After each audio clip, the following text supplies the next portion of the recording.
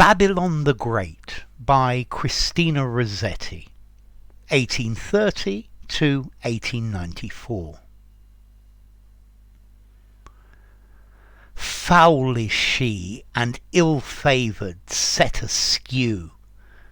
Gaze not upon her till thou dream her fair, lest she should mesh thee in her wanton hair. Adept in arts grown old, yet ever new. Her heart lusts not for love, but through and through for blood, as spotted panther lusts in lair. No wine is in her cup, but filth is there, unutterable with plagues hid out of view. Gaze not upon her, for her dancing whirl turns giddy the fixed gazer presently. Gaze not upon her, lest thou be as she, when, at the far end of her long desire, her scarlet vest and gold and gem and pearl, and she amid her pomp, are set on fire.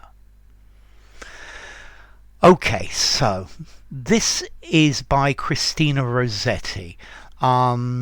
She's a British poet. She comes from London. She came from a good middle class, upper class British family from Bloomsbury. She's known as a poet and also for as a writer, and also for writing Christmas carols as well. Okay, so Babylon the Great. Let's look at a bit of the context of just the name itself. Babylon the Great is from the Bible. It's from the book of Revelation. And Babylon the Great was a prostitute. And she represents the pleasures of the world, wealth and power, and following these things. Yeah, the things that the world tells us, or the world in the world that look really wonderful, but here she's saying they're not. And in this poem, she's describing Babylon the Great as a beautiful woman, yeah, who has everything she could want. But that means that she's just even more unhappy about her situation. And the poem is telling us to be careful, to not be seduced by desires for wealth and for fame and for importance. Because once we get into this idea, it's impossible to get out. We need to steer our lives away from a life of greed and hedonism and pleasure without end. Because if we do, we will burn in the fires of hell. And she's trying to scare people away from this. I think the language she uses is very nice in this. I think the language is quite complex as well. So foul is she, and ill-favoured, set askew. So foul, something that's foul is disgusting. So she's disgusting, she's horrible. And ill-favoured, I think maybe unlucky. That she's not happy about this situation, and she's set askew. Something that's askew is something that's not level. It's not symmetric. So here she's set askew. This is saying there's something wrong with her. Her character is warped. It's she's not quite right. There's just something wrong with her. Yeah, and this is saying she's awful, she's horrible. And then, gaze not upon her till thou dream her fair.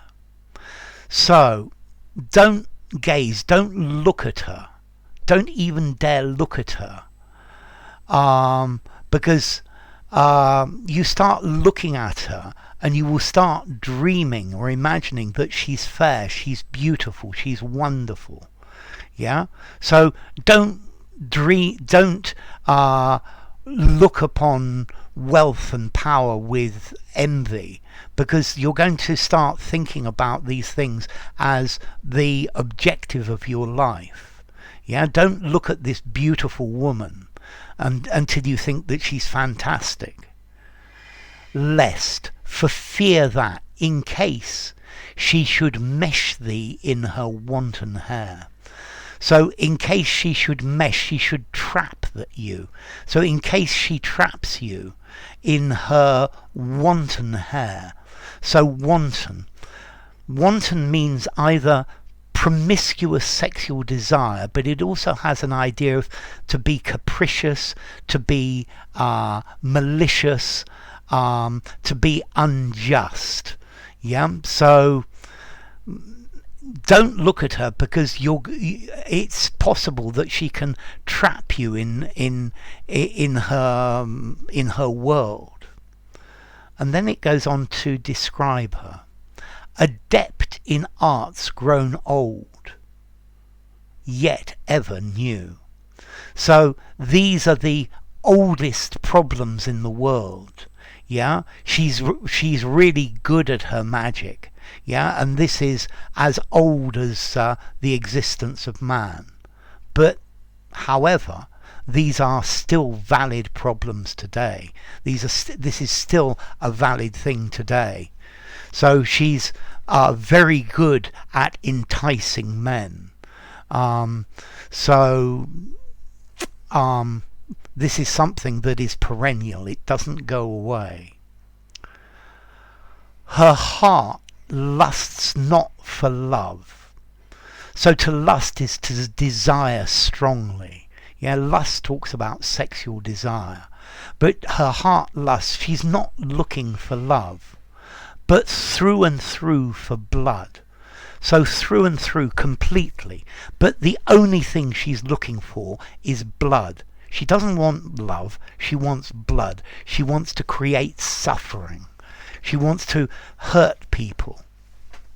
As spotted panther lusts in lair. She desires blood in the same way that a panther, a big cat, desires blood when it's hiding in its home, in its lair. Okay, so she's an aggressive carnivore. No wine is in her cup, but filth is there, unutterable, with plagues hid out of view. So if she offers you wine to drink, it's not wine. Yeah, and here this is a metaphor. There's nothing good in her cup. There's nothing good that she has to offer you. These concepts of wealth and power and a life of hedonism, of enjoying yourself. This is the wine in her cup, the wine that she's offering you. But filth is there. Filth is something that's disgusting. It's dirty. Yeah, so this is not something good. This is something disgusting. Filth is there, unutterable. So if something is unutterable, it's impossible to say. So here she's saying that the filth, the disgustingness of it, is so horrible that you can't even say it. You can't even put it into words. With plagues hid out of view. So it looks like wine in her cup, but actually these are horrible.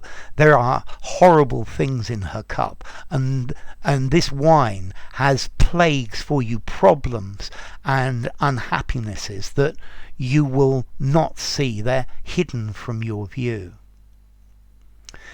Gaze not upon her, for her dancing whirl turns giddy the fixed gazer presently. So don't look at her.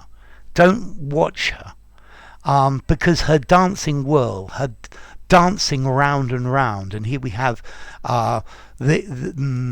Babylon dancing for you to attract you, yeah? And she turns you giddy, dizzy. When you go round and round, you feel dizzy. Ooh, I'm giddy, yeah?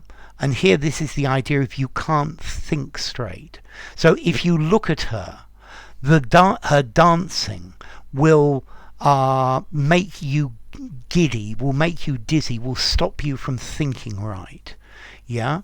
So if the fixed gazer presently, so if you watch her with a fixed gaze, then soon, presently, you will stop thinking, you will lose the power of reason, yeah, and you will make bad decisions. Gaze not upon her, lest thou be as she. When, and I'll stop there. So don't look at her, yeah, don't watch her. Don't think about wealth and riches and a world of pleasure, because you should be afraid. It could happen that you will be as she. You will be in the same position as her. When, at the far end of her long desire, her scarlet vest and gold and gem and pearl, and she, amid her pomp, are set on fire. So notice this set on fire. This is alluding to burning in hell. So don't look at her, because if you do, there is a very strong probability that you, in exactly the same way as she, when you have been striving for all of your life to get power and money and to enjoy things, then all of this is burned in the fire of hell. And here, her scarlet vest and gold and gem and pearl, and she. So the vest, beautiful clothes, gold, riches, gems, diamonds and pearls, wealth and power, and the respect of people because you're important. So when all of this, amid her pomp, amid her, in the middle of her importance. Okay, so this is saying that the end for Babylon will be to burn in the fires of hell. And if you look at her, there's a probability that you will end up exactly as her, wealthy and with all the earthly desires and pleasures, but you will burn in hell because these things are nothing. So enough. If you enjoyed the video, give it a rating, subscribe to my channel, and I will see you soon. Bye for now. Babylon the Great by Christina Rossetti.